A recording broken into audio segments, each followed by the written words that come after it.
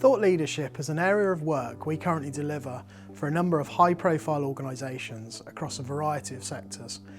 It's also an area of work we actually love guiding our clients in, as it allows us to get right under the hood of their business and to figure out where their expertise lies and how they can use original content as a valuable commodity to add real value for their own audience. Thought leadership itself means different things to different people, but in reality, much of the content we see that describes itself as thought leadership actually tends to miss the mark somewhat. For us, thought leadership is genuine insight that cuts through the clutter and has a tangible impact on its audience. And as such, content that fails to resonate with people, we believe, can't really be defined as thought leadership. Done right, however, thought leadership is original thinking that helps brands to engage top decision makers and support their broader commercial and marketing goals. With that in mind, I wanted to share a few of the key components that we use when we're developing a thought leadership strategy for our clients. We tried to keep these pretty general so that you can apply them in whatever sector you're operating in.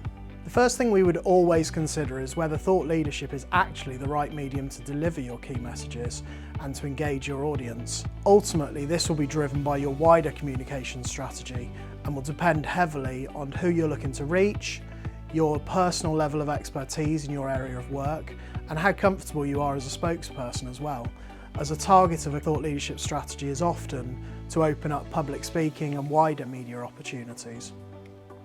Once we're clear that it is the right strategy, we would always advocate quality of content over quantity.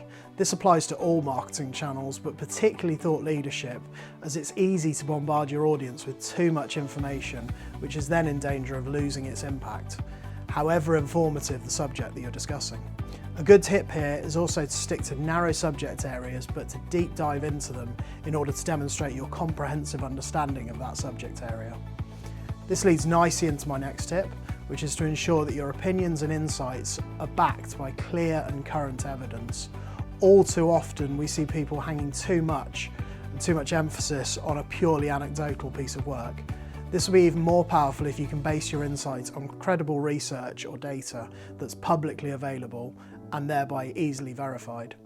By using and analysing such data, you should aim to provide insight on a new or innovative perspective in order to make your audience think about the challenges they're facing and subconsciously how your product or service might provide a viable solution.